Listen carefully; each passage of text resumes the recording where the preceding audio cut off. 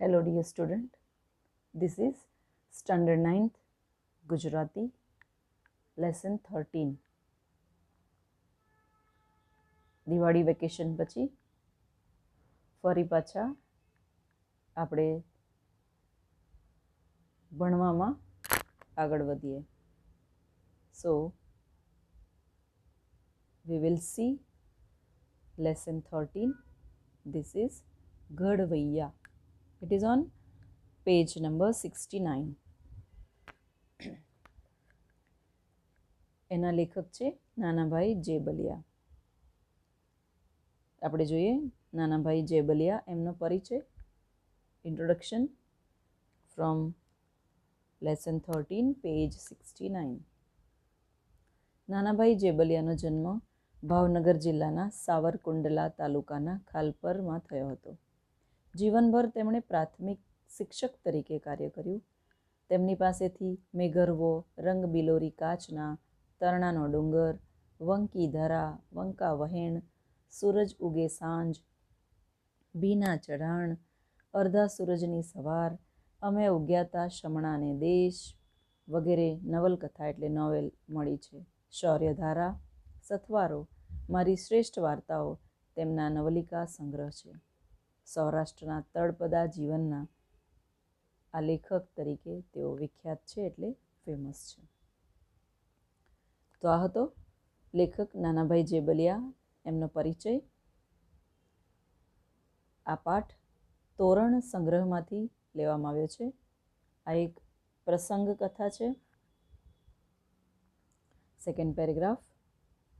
We'll go to the page 69 from introduction, second paragraph. આ પાઠની અંદર children આદર્શ શિક્ષકનું આદર્શ વર્તન એટલે બિહેવિયર, એક ગુડ ટીચરનું ગુડ બિહેવિયર, સારા શિક્ષકનું સારું બિહેવિયર રજૂ કર્યું છે. એક શિક્ષક, એક ટીચર પોતાના સ્ટુડન્ટ વિદ્યાર્થીઓ પર હંમેશા સારા સંસ્કાર પડે અને એ ભણી ગણીને સારી રીતે આગળ વધે એવું જ ઈચ્છતો હોય છે કે ઈચ્છતા હોય છે. હી ઓર શી કોઈ પણ હોઈ શકે. અહીં એક શિક્ષક છે, એમનું નામ છે કરુણાશંકર. માસ્તર એટલે માસ્ટર, ટીચર શિક્ષક. અને એકચ્યુઅલી માસ્તરની ડેફિનેશન આપીએ તો માં પ્લસ સ્તર કરીએ તો માં એટલે મોમ અને સ્તર એટલે લેવલ. માના લેવલના સાચા શિક્ષકની આગવી છાપ ઉપસાવે છે. પોતાનો જીવ રેડીને શિસ્તબદ્ધ એટલે ડિસિપ્લિનથી સંયમી અને સંસ્કારી બનેલા ગંભીરા ગામના બાળકો પર કુસંસ્કાર ન પડે. ગામનું નામ છે ગંભીરા, ખેડા ડિસ્ટ્રિક્ટમાં આવેલું આ ગામ છે. એના ઉપર ખરાબ સંસ્કાર ન પડે તે માટે હંમેશા જાગ્રત રહેતા હતા, અવેર રહેતા હતા. ભવાયા આવીને દ્વિઅર્થી શબ્દો દ્વારા સૌનું મનોરંજન કરે છે ત્યારે બાળકો તેનું અનુકરણ કરે છે. ભવાઈ અને ભવાયા. ભવાઈ ગુજરાતનું એક નૃત્ય છે અને ભવાયા એટલે બધા અલગ અલગ વેશ ધારણ કરીને નાટક ભજવે અને ડાયલોગ્સ બોલે, હસાવે બધાને. પરંતુ સમટાઈમ્સ બે અર્થવાળા ડાયલોગ્સ બોલીને, એટલે જે નાના બાળકોને કામના નથી, દ્વિઅર્થી અહીંયા શબ્દ વાપર્યો છે, એવા ડાયલોગ્સ બોલીને બધાનું મનોરંજન કરે છે. ત્યારે બાળકો પર કુસંસ્કાર ન પડી જાય એટલા માટે કરુણાશંકર કેર લે છે. બાળકો તેનું અનુકરણ ન કરે. જેમ નાના બાળકો, આપણે નાના હતા ત્યારે આપણા પેરેન્ટના બિહેવિયર જોઈને કેવી રીતે ખાય છે, કેવી રીતે પાણી પીવે છે, કેવી રીતે રહે છે ઘરમાં, એ બધું જોઈને આપણે મોટા થઈએ છીએ. તો સારા સંસ્કાર પડતા ઘણા વાર લાગી જાય ચિલ્ડ્રન, પરંતુ ખરાબ એ શીખવવા પડતું નથી. ખબર નહીં ક્યાંથી બાળકોને બધું આવડી જાય છે ખરાબ. એટલા માટે આ શિક્ષક ખૂબ કાળજી લે છે, ખૂબ ચિંતિત છે કે આ ભવાયા આવ્યા છે, આ નાટક મંડળી અહીં પ્રદર્શન કરશે અને છોકરાઓ મારા બગડી જશે એમ. તેથી પોતાનો આખા મહિનાનો પગાર ભવાયાના નાયકને એટલે મુખ્ય એક માણસને આપીને બીજા દિવસનો ખેલ બંધ કરાવે છે. આમ અહીં બાળકોના જીવનનું ઘડતર કરનારા સાચા શિક્ષકનું રેખાચિત્ર અહીં આપ્યું છે. આ પાઠનો પ્રકાર છે રેખાચિત્ર.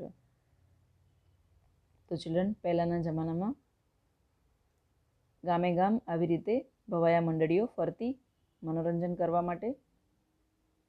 તમે જેમ ટીવીમાં જુઓ છો ઓલું comedy circus, comedy with Kapil, એમાં પણ એક ગુથ્થી કેરેક્ટર હતું, હવે સપના કેરેક્ટર, આવી રીતે વેશ બદલીને જે એક્ટિંગ કરતા હોય છે એવું.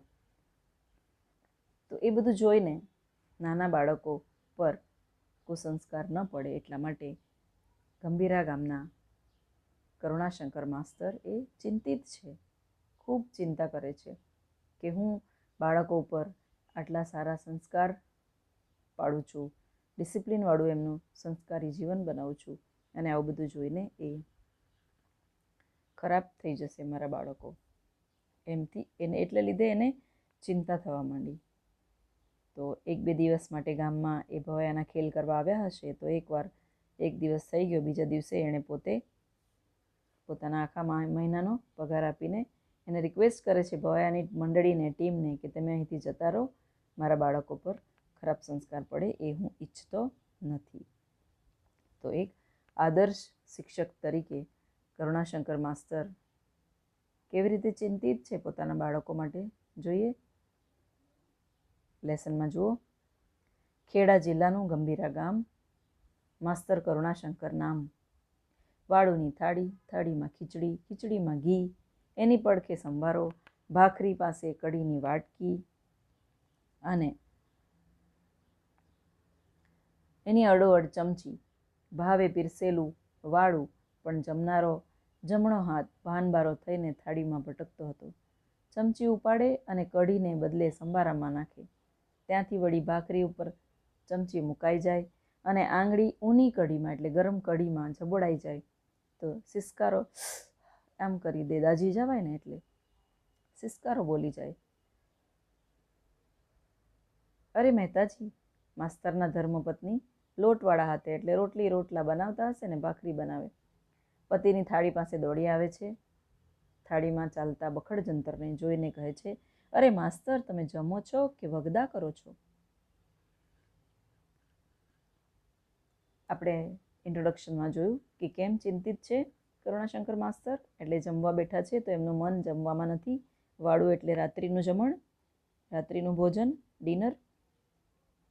અને ભાન બોલીને બખડ જંતર એટલે બધું ગડબડ કરે છે. આડાઅવડું ગમે તેમ વગદા કરવા એટલે ફાંફા મારવા, ન સમજાય એવી પ્રવૃત્તિ એ જમવા બેઠા છે ત્યારે કરી રહ્યા છે. એટલે પત્ની ચિંતિત છે અને પૂછે છે, હે માસ્તર? કરુણાશંકર બાગા થઈને પૂછે, મને કાંઈ કીધું? એટલે પત્નીએ કીધું, અરે માસ્તર, તમે વગદા કરો છો, આ શું બધું ફાંફા મારો છો? જમો છો કે આમથી તેમ બધું કેવું કરો છો જમવાની થાળીમાં? સો દેટ કરુણાશંકર માસ્તર બાગાની જેમ પૂછે છે. બાગાની જેમ એટલે કાંઈ સમજ ન પડે એવી પરિસ્થિતિમાં. બાઘો, આપણે કહીએ ને હાવ બાઘો છે, સમજ વગરનો, કાંઈ સમજાતું નથી એવું. મને કાંઈ કીધું? એમ પૂછે છે પત્નીને. તમને થયું છે શું? થાળીમાં બધું રમણ ભમણ કરી નાખ્યું, જમો તો ખરા. પત્ની કહે છે કે વોટ હેપન વિથ યુ? તમે કેમ બરાબર ખાતા નથી? આ બધું કેમ થાળીની અંદર વેર વિખેર કરી નાખ્યું છે, રમણ ભમણ કરી નાખ્યું છે?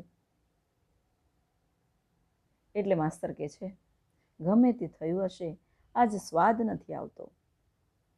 તો પછી ચોખ્ખી વાત કરો ને કે મને રસોઈ નથી આવડતી. હસબન્ડ વાઈફનો મીઠો ઝઘડો કે જ્યારે પતિને ભોજન ન ગમતું હોય ત્યારે પત્નીને એવું લાગે કે પોતે સારું બનાવ્યું નથી. અરે એવું અજુગતું મારાથી કેમ બોલાય? એટલે કે ના, પત્ની તો સારું જ ભોજન બનાવે, એવું મારાથી ન બોલાય. તો પછી છે શું? શાળામાં કોઈ ઝઘડ્યું? કોઈ ઉપરી અધિકારી ખીજાયા? એટલે તમારા ઉપરના અધિકારી તમને કાંઈ ખીજાયા? વાત તો કરો. પત્ની દુઃખદ ચહેરે ઊભી છે એની સામે. ત્યારે હવે કરુણાશંકર એને કહે છે, લિસન, સાંભળ, કરુણાશંકરની માસ્તરની શાળામાં એવું બને તો પછી ધરતીનો છેડો આવી જાય. પણ શું છે કે ગામમાં ભવાયા રમવા આવ્યા છે, તેથી મને ચેન નથી પડતું. એટલે મને કાંઈ સમજ નથી પડતું કે શું કરવું જોઈએ. બરાબર? એઝ આઈ ટોલ, ભવાયા એ શું છે મેં તમને કીધું છે. એટલે હોપ કે તમને સમજાય. લે હા, ખોદ્યો ડુંગર ને કાઢ્યો ઉંદર. એટલે પત્ની તો બહુ ચિંતા કરતા હતા કે કરુણાશંકરને શું થયું હશે, જમતા નથી, બહુ ચિંતા કરતા હતા. અને પછી નીકળી તો મામૂલી વાત, એમ ખોદ્યો ડુંગર અને કાઢ્યો ઉંદર. પત્ની હળવા થઈને હસી પડ્યા. ગામ હોય ત્યાં ભવાયા આવે, એની ઉપાધિ આપણે કરવાની. એટલે જ્યાં ગામ હોય ત્યાં આવી નાટક મંડળીઓ તો આવતી જ રહે, ભવાયા તો કરતા જ રહે. તેમાં આપણે કેમ ચિંતા કરવાની? એની ઉપાધિ આપણે કેમ લેવાની? શા માટે? ઉપાધિના ઘણા બધા મિનિંગ છે. ઉપાધિ એટલે ડિગ્રી, અને કાંઈ ઉપાધિ કરીને આવ્યો કે છે. અને અહીં ઉપાધિ એટલે ચિંતા, એન્ઝાઇટી. કે છે ન કરું? વાય, હું ચિંતા કેમ ન કરું? હલકા નખરા, હલકા ચેનચાળા, હલકા ગાણા અને હલકા ફટાણા. હલકા ચેનચાળા મીન્સ એક્ટિવિટી. નખરા એ તો તમને સમજ પડી જ જાય. હલકા ગાણા એટલે આપણે કહીએ ને ચીપ સોંગ, ડર્ટી ડાયલોગ્સ. હલકા જોક્સ, બાળકો જોશે અને અનુકરણ કરશે. 2 દાયકાથી હું એમને ઘડી રહ્યો છું. એટલે કે આ સ્કૂલના બાળકોને હું 2 દાયકા, એક દાયકો એટલે 1 ડિકેડ મીન્સ 10 year, 10 years એટલે 2 દાયકા એટલે 20 years. એટલે કે છે કે 2 ડિકેડથી હું આ મારા બાળકોને ઘડી રહ્યો છું. પણ આજ એના પર પાણી ફરી વળશે, કે આજે એના ઉપર પાણી ફરી વળશે, મારા બાળકો બગડી જશે. પત્નીને વાતનો ઘૂંટડો ગળે ઉતરી ગયો. પત્ની સમજી ગઈ. ગંભીરા ગામની શાળા માસ્તર કરુણાશંકરે સંભાળી ત્યારથી શાળાની દિવાલો પર કાન માંડીને માસ્તરની રૂપાળી વાતો સંભળાયા કરે. શાળાને સમયપત્રક છે, એટલે કે school has a time table. પણ આ સમયને કોઈ સ્થાન નથી. But time has no place. School has a time table but time has no place. Yes, નિશ્ચિત સમયે શાળા ખુલે છે, એટલે ડિસાઇડેડ જે ટાઈમ છે, લાઈક 7:45 કે 7:30 or 10 o'clock, whatever time decided, એ ટાઈમે શાળા ખુલે છે. પણ બંધ થવાનો કોઈ સમય નહીં. ક્યારેક તો ઝાલરના ડંકા પડે ત્યાં સુધી કરુણાશંકરના રામાયણ મહાભારતના પાત્રો શાળામાં મહાલતા હોય. માસ્તરની આ શાળાનું બાળક અસત્ય ન બોલે, અને અપશબ્દ એટલે બેડ વર્ડ્સ તો બોલે જ નહીં. રામાયણ મહાભારતના પાત્રો શાળામાં મહાલતા હોય, એટલે કે સાંજ થઈ જાય તો પણ આ બાળકો, સાંજે પણ આ બાળકો સ્કૂલની અંદર રામાયણ મહાભારતના કેરેક્ટર કરીને નોલેજ મેળવતા રહે છે. તો મને આજે ચિંતા થવા માંડી છે. એ કહે છે, મારી શાળાના બાળકો અપશબ્દ બોલતા નથી. કમ ટુ ધ પેજ 69 પરથી આવો હવે 70. એટલે પત્ની કહે છે કે તમે ચિંતા ના કરો, ડોન્ટ વરી, થોડુંક જમી લો. મારા સમ કે મારી કસમ, તમે થોડું જમી લ્યો. ઘણીવારે વિચારમાંથી જાગેલા શિક્ષકના પત્ની ગળગળા થઈને કહે છે, કોઈ ઈલાજ ન હોય એવી વાતમાં જીવ બાળવાનો શો અર્થ? કે કોઈ ઈલાજ ન હોય એવી વાતમાં જીવ કેમ બાળવો? કે આનો કોઈ ઈલાજ નથી. પત્ની જીવને નિરાંત કરવા કરુણાશંકર માસ્તરે 2 કોળિયા પેટમાં નાખ્યા, પણ આજ ઓડકાર ન આવ્યો, પથારીમાં પડી રહ્યા. આપણે જોયું ચિલ્ડ્રન કે કરુણાશંકર ખેડા જિલ્લાના ગંભીરા ગામમાં એક શાળામાં શિક્ષક હતા અને બાળકોને સારા સંસ્કાર આપતા હતા. મીનવાઇલ ગામની અંદર ભવાયા આવે છે અને એ ભવાયા પોતાના દ્વિઅર્થી શબ્દો, વિચિત્ર ડાયલોગ, હલકા જોક્સ, હલકા સોંગ, હલકા એમને એક્ટિંગ, આ બધું કરીને આ ભવાઈની નટીઓ એટલે મલ્લ મદારીથી બાળકો બગડી જાય અને ભવાઈની નટીઓ આ બધું વિચિત્ર એક્ટિવિટી કરીને બાળકોને બગાડી દે. નટી એટલે એક્ટ્રેસ અને નટ એટલે એક્ટર. તો આઈ હોપ ચિલ્ડ્રન તમને આટલું સમજાયું. આપણે આગળનું લેસન અને આગળની સમજૂતી બીજા વિડીયોમાં જોઈએ. Thank you children.